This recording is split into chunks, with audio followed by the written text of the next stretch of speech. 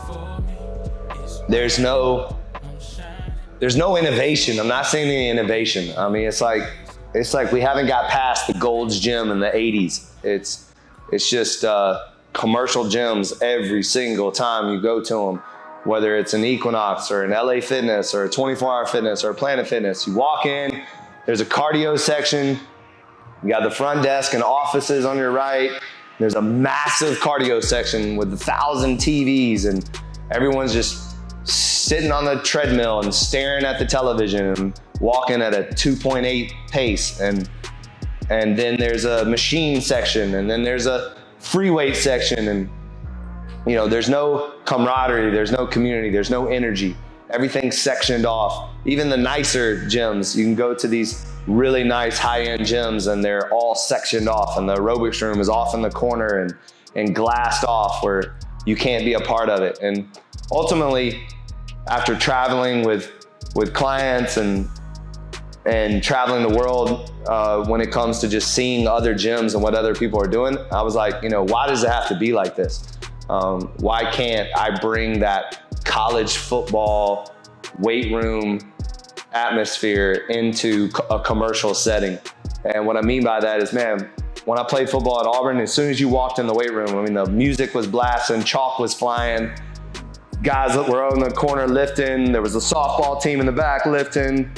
There was a lot of camaraderie. There was a lot of energy as soon as you walked into the weight room. It was like you knew that that's a place where you're going to get results. That was a place where you're going to have fun. That was a place where you were going to share blood, sweat, and tears, that you were going to share effort, that you were going to get something out of it when you left. And that's what I wanted to bring to the commercial setting. That's what legacy is all about. Legacy is about bringing that energy into a commercial setting. As soon as you walk in our doors, you feel it. You feel something different. What is this? Yeah, what's this, man? Oh. That's no baby performance. They like that performance.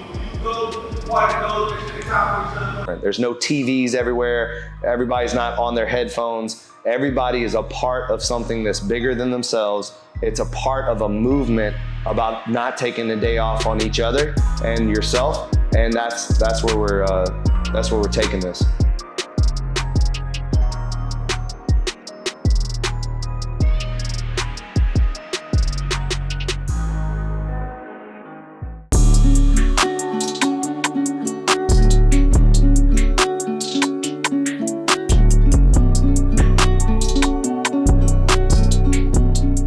People keep asking me, you know, why I did my own water. And one of the first things that people ask me is, you know, how do I look like you? How do I get in the best shape of my life? You know, what's your diet? What are your nutrition? And the first thing I always ask them is, how much water do you drink?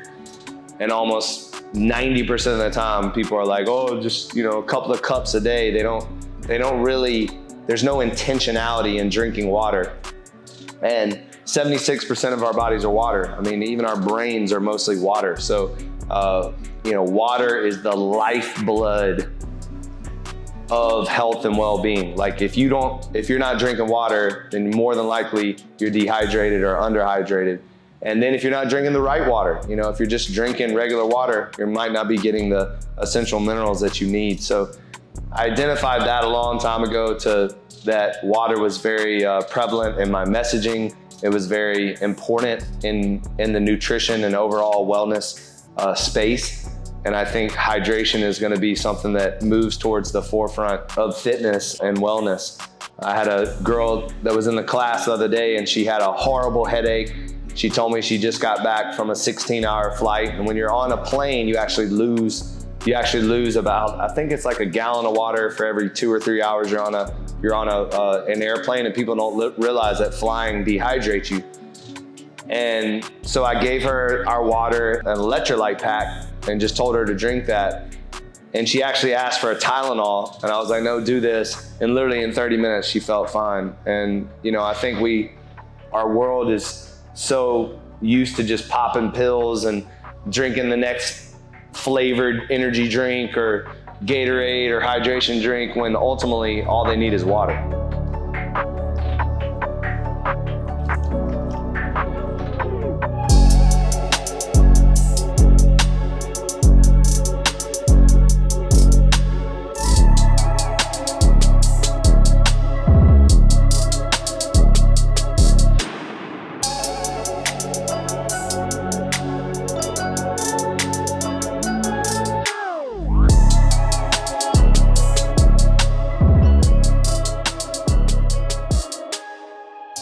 So back in 2009, I was training Rico Love, and we were just very, very committed to the process of showing up every single day.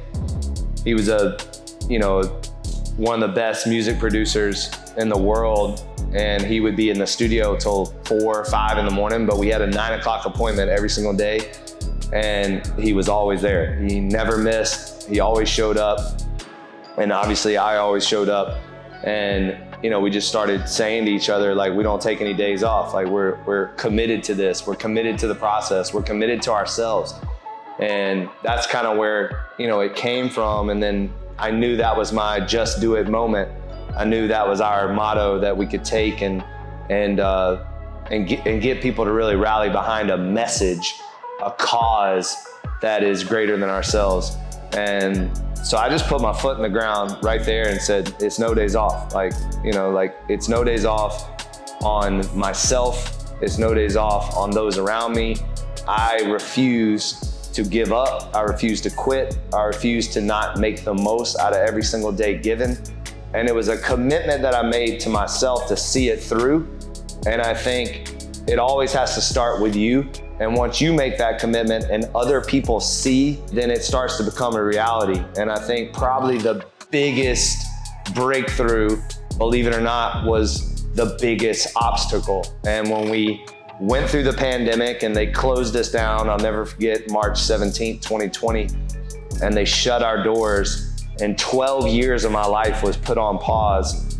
And I had a choice right then and there. I could have wallowed in self-pity and took all my money and ran, or I could have stayed committed to the process and put everything I had into keeping it going. I put everything I had into keeping legacy alive, into keeping our doors open.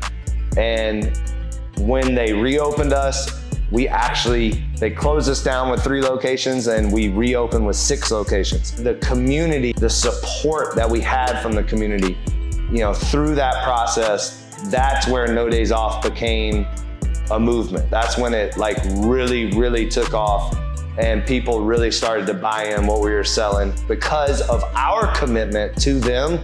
I think it really resonated, and then it was something tangible that people could actually relate to. And hey, even in the darkest, toughest moment, even during a pandemic, they still didn't take a day off on being the best versions of themselves. They still did not give up on the goal of having multiple locations and a household name, a household fitness name.